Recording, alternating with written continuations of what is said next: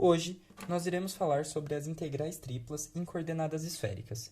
No sistema de coordenadas esféricas, um ponto P ele é representado pela tripla ordenada, que consiste em ρ, θ e φ, onde o ρ é a distância da origem zero ao ponto P, o θ é o mesmo ângulo das coordenadas cilíndricas e φ é o ângulo entre o eixo Z e o segmento da reta OP. Portanto, definindo de acordo com o livro do Thomas, as coordenadas elas são formadas por dois ângulos e uma distância. Os ângulos são θ e φ, a distância é r. O θ ele pode ser assemelhado à longitude e o φ se assemelha à latitude. Portanto, definindo novamente, nós temos que o ρ é a distância que vai da origem até o ponto. Ele tem de ser maior ou igual a zero. O θ é um ângulo polar a partir de xy que vai em sentido anti-horário na direção de P'.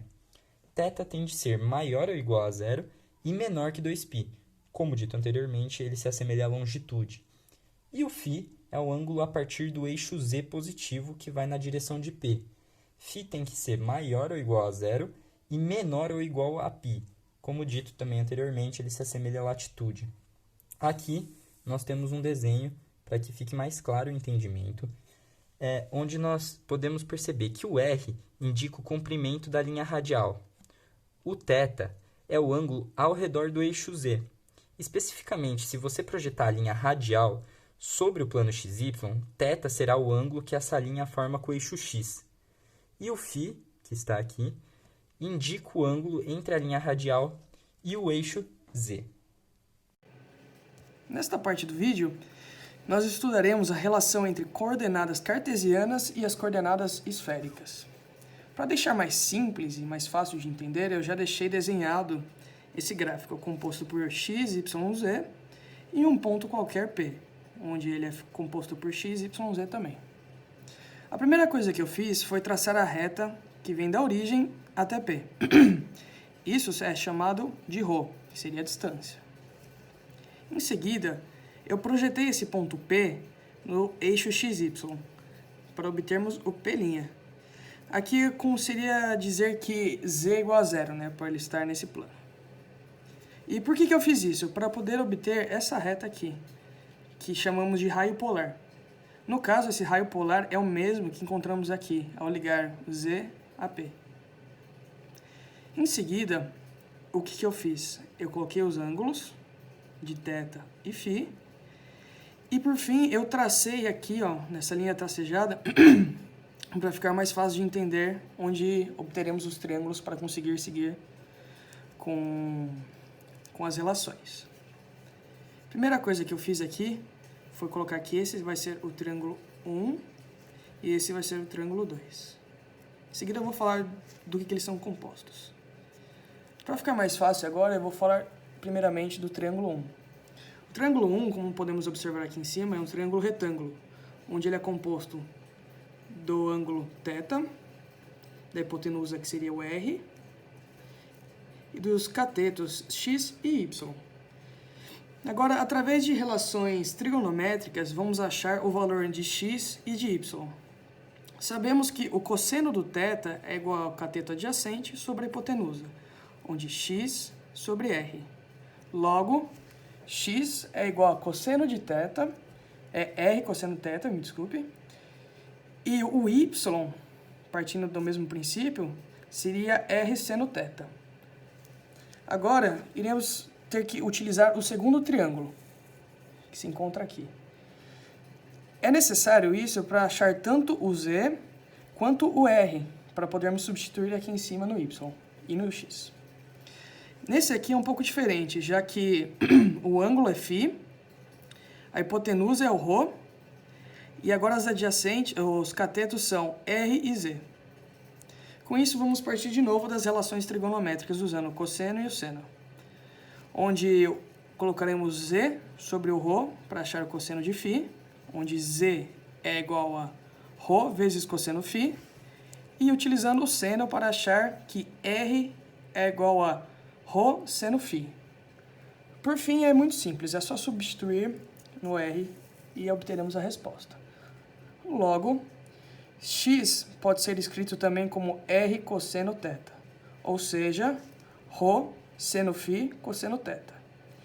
Y por R seno θ, onde é ρ seno φ seno θ. E Z sendo igual a ρ cosseno φ. Antes de passarmos para os exemplos, falaremos como montar essa integral esférica, o passo a passo até chegarmos nessa integral tripla. Primeiramente, é necessário descobrirmos o jacobiano. Assim como nas cilíndricas, as esféricas também possuem um jacobiano próprio, utilizado somente uma vez aqui na descoberta, né, para a gente poder descobrir ele, e depois sempre vai aparecer nas integrais, que viremos a seguir.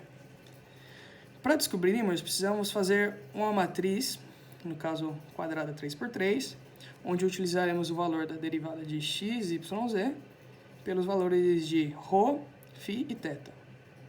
Reescrevendo isso a partir daquilo que obtivemos no passo anterior, da relação entre cartesianas e esféricas, podemos obter essa parte.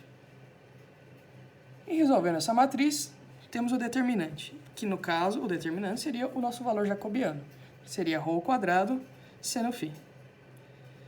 Para continuarmos, é preciso entender que utilizamos essas integrais para poder obter um volume de uma seção de um retângulo esférico.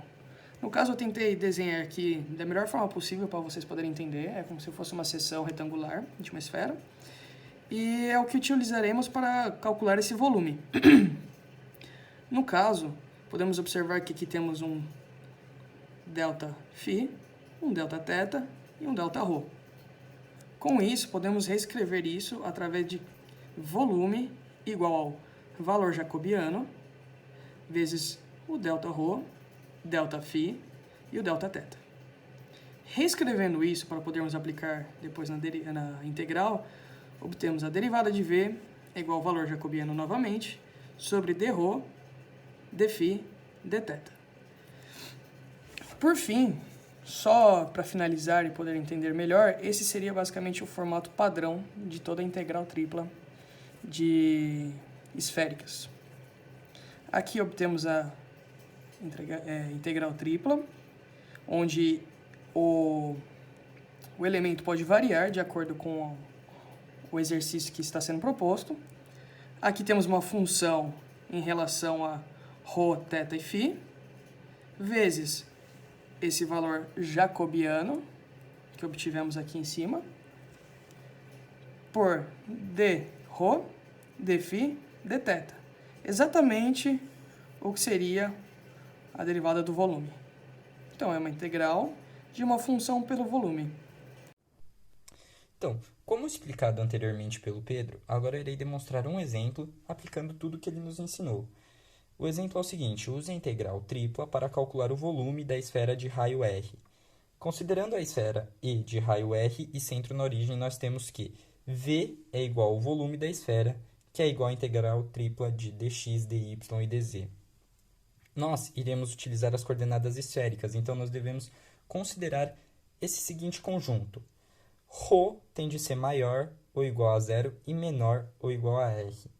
O φ tem de ser maior ou igual a zero e menor ou igual a π. E o θ tem de ser maior ou igual a zero e menor ou igual a 2π.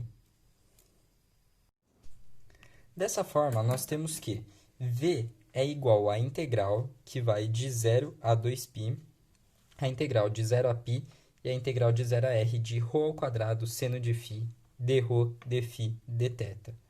Portanto, nós temos que a integral definida de 0 a r de ρ² seno de φ, dρ é igual a seno de φ, que multiplica p² sobre 3 na integral definida de 0 a r. Isso nos deixa com seno de φ, que multiplica r³ sobre 3, menos 0³ sobre 3. Isso daqui cancela e nós permanecemos com r³ sobre 3 vezes seno de φ. Logo, nós temos que V é igual à integral definida de 0 a 2π, a integral de 0 a π, de r³ sobre 3 seno de φ, dφ, dθ. Isso nos deixa com a integral de 0 a π de seno de φ, dφ, que é igual a menos cosseno de φ na integral que vai de 0 a π. Isso é igual a menos cosseno de π mais cosseno de 0. Substituindo, nós temos que isso fica 1 mais 1, que resulta em 2. Portanto, finalizando o exercício, nós temos que V é igual a r ao cubo sobre 3, que multiplica a integral definida de 0 a 2π, 2 vezes dθ. Isso resulta em r ao cubo sobre 3, que multiplica 2 vezes 2π menos 2 vezes 0. Resolvendo essa conta, nós permanecemos com 4 sobre 3 πr ao cubo. Dessa forma, nós encerramos o exercício. Muito obrigado pela atenção.